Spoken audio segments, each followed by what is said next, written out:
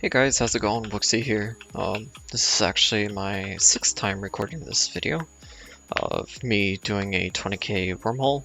I've had a lot of audio errors and some other minor things, like I did a 20k on the map that has the Wendigos that sits there and spam casts Steel Shield, which you can't kill. You basically will not kill those monsters in time. They take less damage than the wormhole boss themselves. I have changed a couple things with my hero talents and gear, so I'll just go over that really quick. So I'm still only 71 hero level. I should be 70, but I did level a little bit, so I'm just gonna go ahead and keep that. Keeping all the points the same, except for I'm removing Shockwave, even though that does an absolute ton of DPS, and I'm getting Divine Shield. This is so that the mobs do not get thrown around, or like knockbacked when you attack them, and Shockwave procs. I also swapped from Breath of the Dying to Benetti's Rapier. This is so that we get additional all talents, we get the Benetti's proc, just overall really good. This also allows us to get to plus 60 on our skill tree, so overall very strong.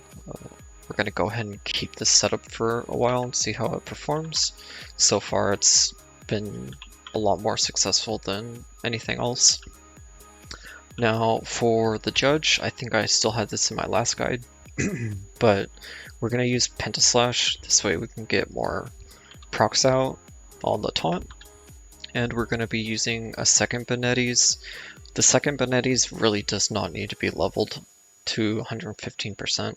101% is fine, but this one is going to have Dancing Blades, which means every time I get attacked, it has a chance to proc a Whirling Blade around me.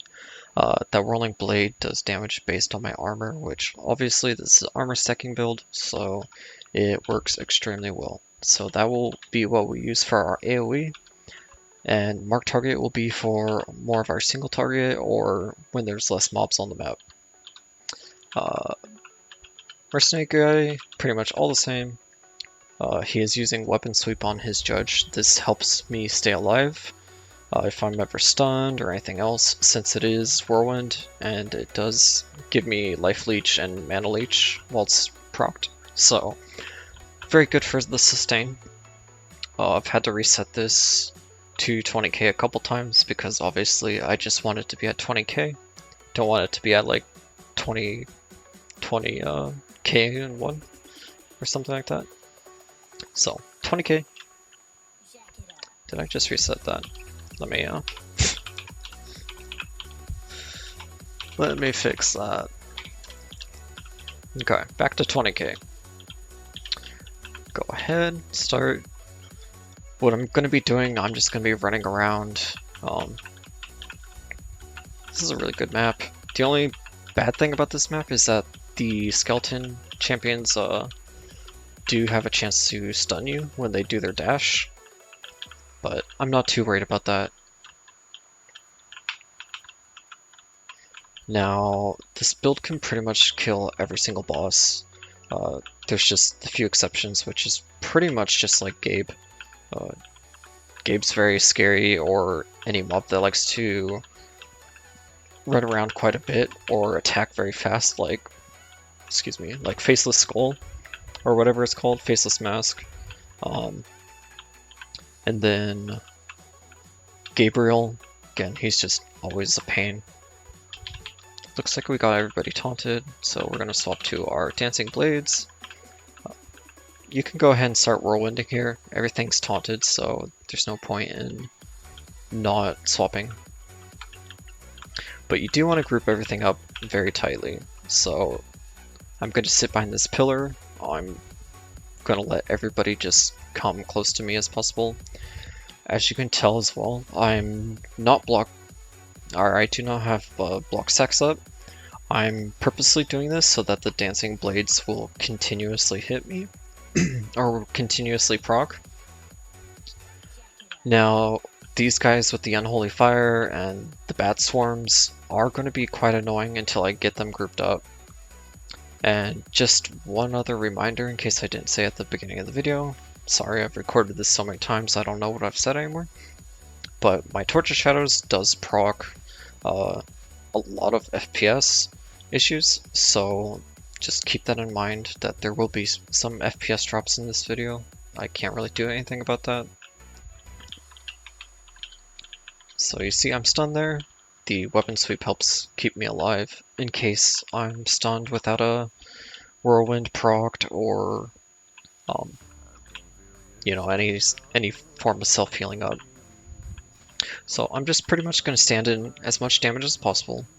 I do have the chance to die, but my chance to die is extremely low. This is due to the fact that I have so much armor and I have so much self-healing that unless I get pretty much one shot, I'm not gonna die. Went ahead and reset meter just to show you true DPS. We have lost some of the mobs already though, so not gonna get the full 100%, but you will see pretty large numbers.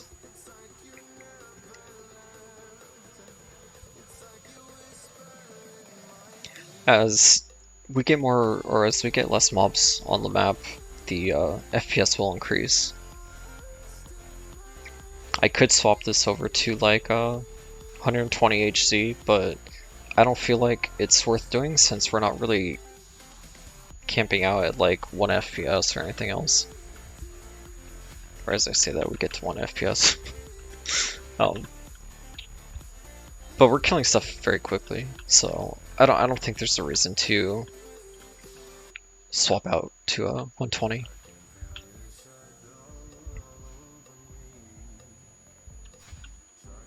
As you can see, I'm getting just an absolute ton of damage out right now.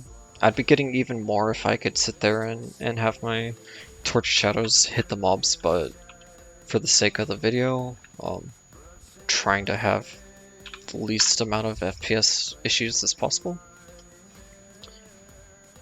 So I have gotten a couple questions about this build. One of the main ones is this build even worth running without all the plus stat rolled gear? It is, you're just not going to be nearly as strong, but this is still completely viable even if you don't have a single item with plus stats rolled. You can, as long as your items have either strength, armor, plus stats, crit, or crit damage, speed, you should be pretty good.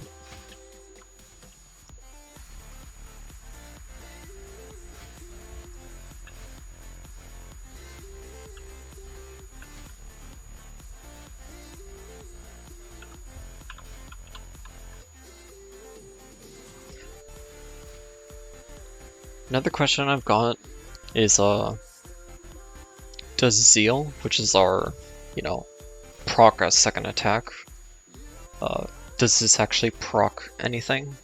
No, it does not. It works like burst shot, so it's just one continuous attack, even though it's obviously not just a single attack, but the game registers it as a single attack, so you can't proc more than one proc off of a single attack of the same type of proc, so that's kind of the reason for that. For our timer, we're doing really good. The mobs are all getting pretty low. It's kind of hard to see since they're all grouped up, but we're going to have a lot of them drop pretty soon here. I am starting to focus more towards attacking the champions at this point, just because they're at like 900 bill plus HP, and I do want to get those focused down a little bit. So basically, as I said before in other videos, champions are the only reason why you'll fail a wormhole unless you die. It's meeting the timer by killing those mobs. Someone had another question for me, but I do not remember right now. Sorry, it doesn't help to have had to shoot this video like, what, 6 times now, something like that.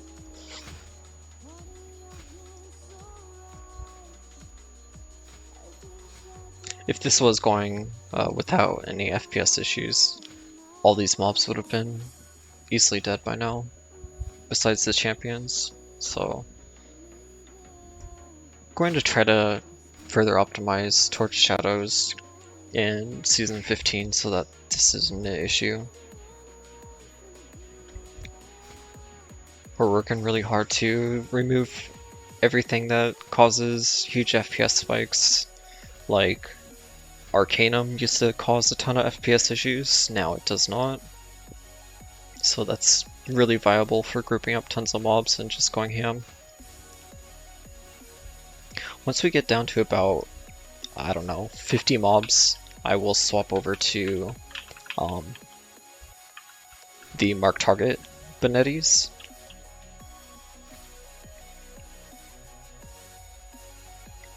Again, I do want to keep my Mercenary up at all times.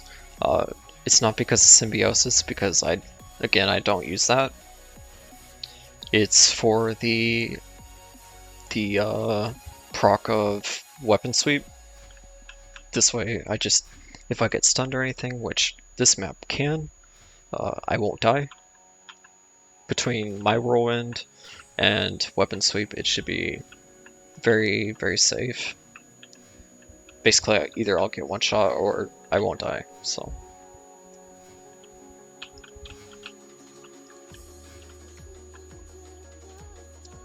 We're starting to get down to only elites and champions, so very soon here I'm going to be swapping to the Mark Target Benettis. Just want to get a few more mobs down. As you can see, their HP is really low, so I'm gonna make as much usage out of my dancing blades as possible. There's 2 mobs I'm looking at killing. After those, I'll be swapping to Mark Target.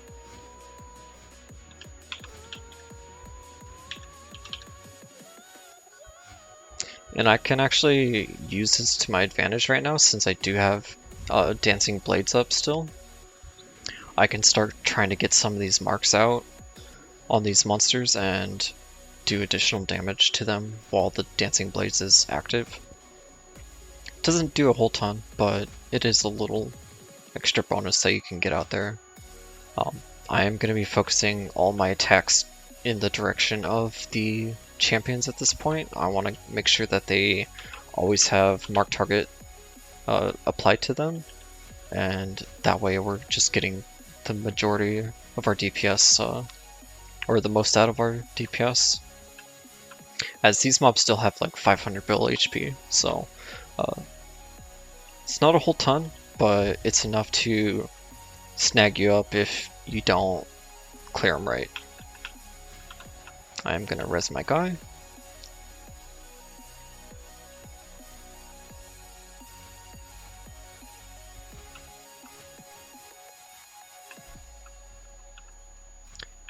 This should be a very realistic timer to meet. Everything's down pretty low.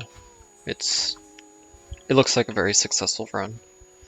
There's some maps that this build won't be able to do very well, like the ice map, where you constantly get frozen and stunned. That's extremely hard on the DPS, even though you can get very, very, very close to meeting the timer. It's just not close enough.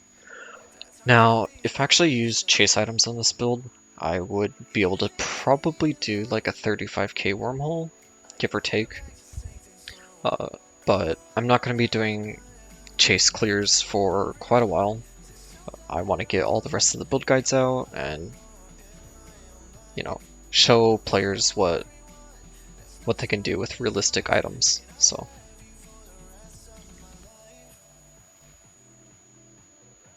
many might say that my gear isn't realistic, but if you play a majority of the season, it's very realistic. There's players that are full chase at the moment, so if they can get full chase and 115% it, then we can 115% all of our items. Alright, so hopefully this boss doesn't move around a lot. And we are going to probably swap or just change bosses. I will try to give this a go. It's just gonna be extremely difficult without him being perfectly still.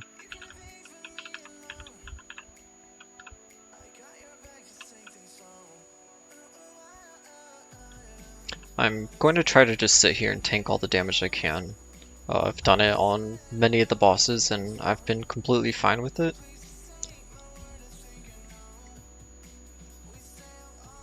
No, I was lucky to get Pokecho stuck in the corner. This allows him not to run around during his hunger.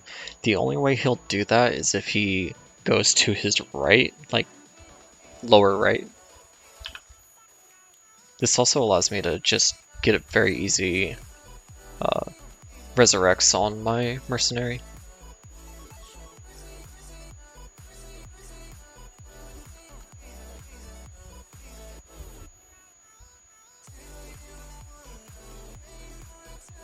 As you can see, the DPS is actually like insanely strong.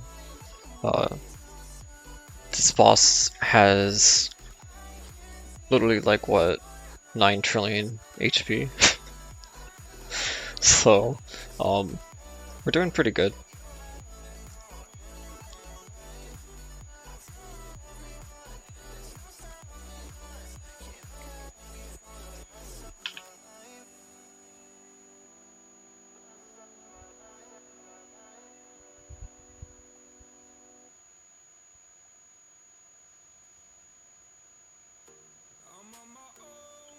I would like these videos with me doing these longer wormholes where I have a lot more downtime due to FPS or just higher HP bosses, whatever it might be. It would definitely be nice to be able to just sit here and answer some questions that the community might have, or um, just talk about whatever, listen to music, just have some fun. So hopefully you guys do enjoy videos like this. I know that they can be kind of dragged out just due to the fact that there's so much yeah, that hurts really bad. Just due to the fact that there's so much HP, so much FPS lag, stuff like that, that the video takes like 15 plus minutes. Right now we're at 17 minutes and 40 seconds, so... But hopefully you do get some insight out of them.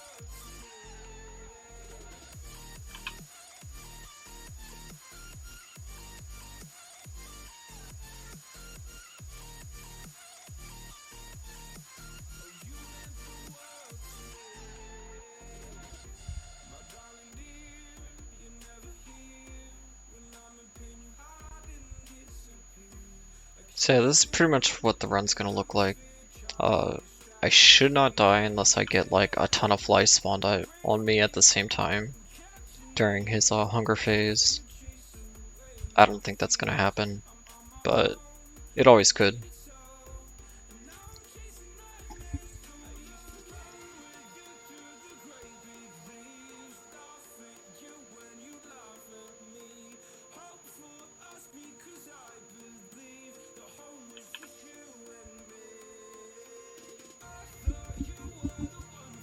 Yeah, the fact that we're doing 14 billion single target on a wormhole boss, that probably means on a target dummy we're going to be doing like what, 24 plus billion compared to what I was doing with Breath of the Dying, which was what, I think only consistently like 18 to 20 bill.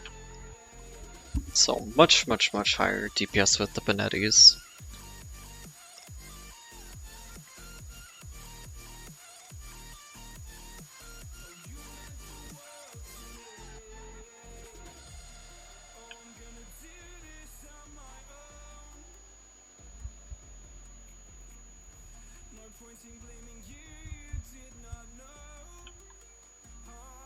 And it looks like I will not be getting my Mercenary for the rest of the run. No, I can. I can res him.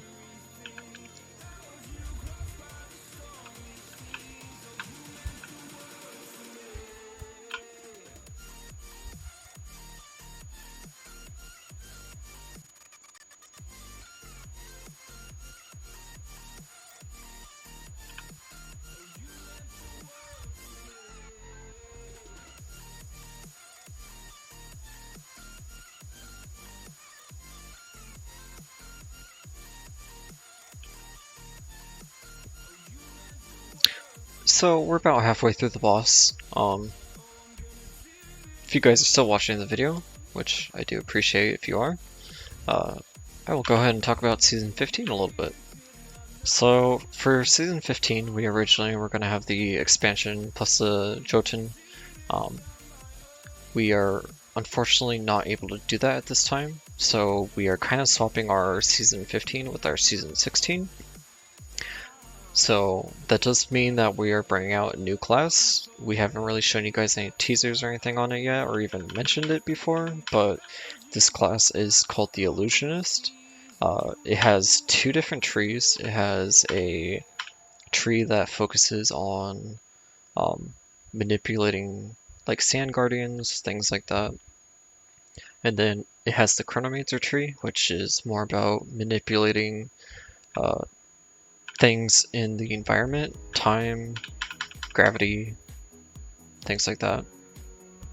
So it's a very fun character.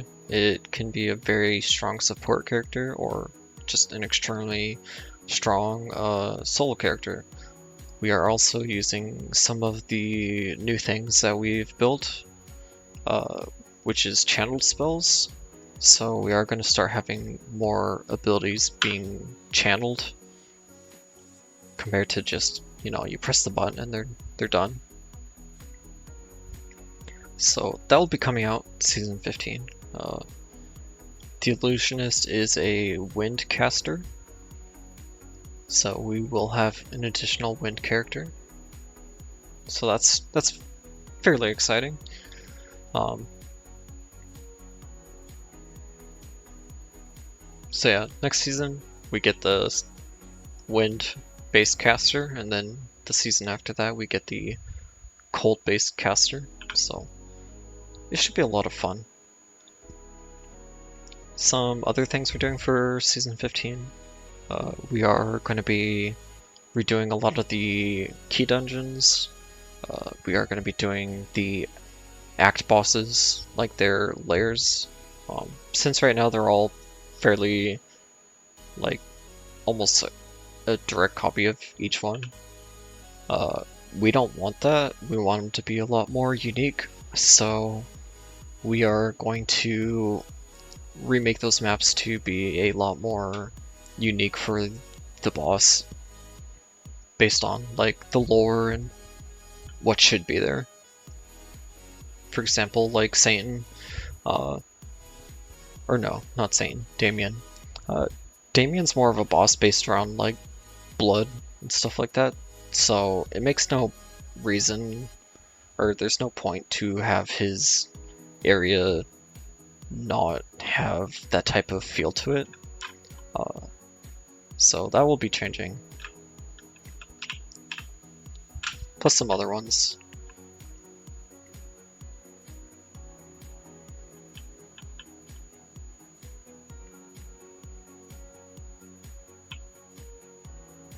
One thing I have been working on in my free time is a actual lore book for Hero Siege. I don't know if we will release this like as a free thing or as like something that comes with the DLC or something. I'm not sure. But I am in the process of writing that, so that should be fairly exciting for those of you that do care about the lore of this game.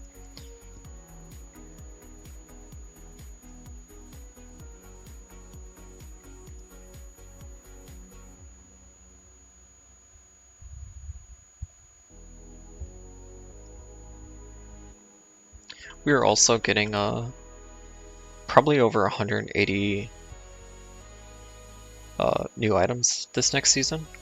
A lot of them are going to be random world satanics, so if you remember the old mythics where they were just completely random, we're going to have a lot of satanics doing that now, all except they're going to be a little more specified, so it won't just be like it has strength or something plus complete random rolls. Each of these items, so for example, like the caster items, have an actual caster roll pool, so you're not going to be getting stuff like strength and, you know, useless things like that.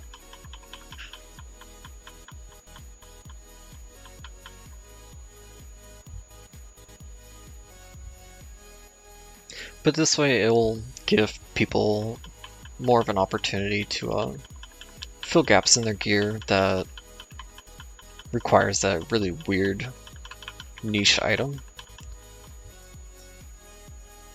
Or this can completely open up new builds just due to the fact that there's so many different possibilities of what can actually be rolled on them. So I'm very excited for those. I'm actually going to be creating those today and start testing them and seeing if we can get those nice and balanced for the season. We're supposed to come out with 3 sets of them, which is a tier C, a tier A, and a tier S. We decided to skip the tier B just so that you're not getting basically 3 of these dropping in hell mode. I'd rather have people getting some items in Nightmare to allow them to push towards hell.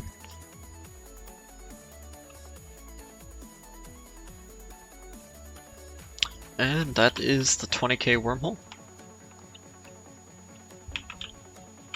Ton of experience there. Alright. And we'll go ahead and show that it was, so there's that. It's a long video, so I'm going to go ahead and end it here. If you guys do have any questions or anything that you'd like answered in the future, go ahead and drop it in the comment below. I appreciate everybody that watches. Yeah, I appreciate you guys. If you'd leave a like or subscribe, that'd help me out a lot, as this helps get other people to join the game and helps show people new builds and everything else like that. So I don't use these videos to profit off of or anything else. It's more just to share knowledge with the players. So I appreciate you guys. I hope you have a wonderful day, and I will see you in the next video.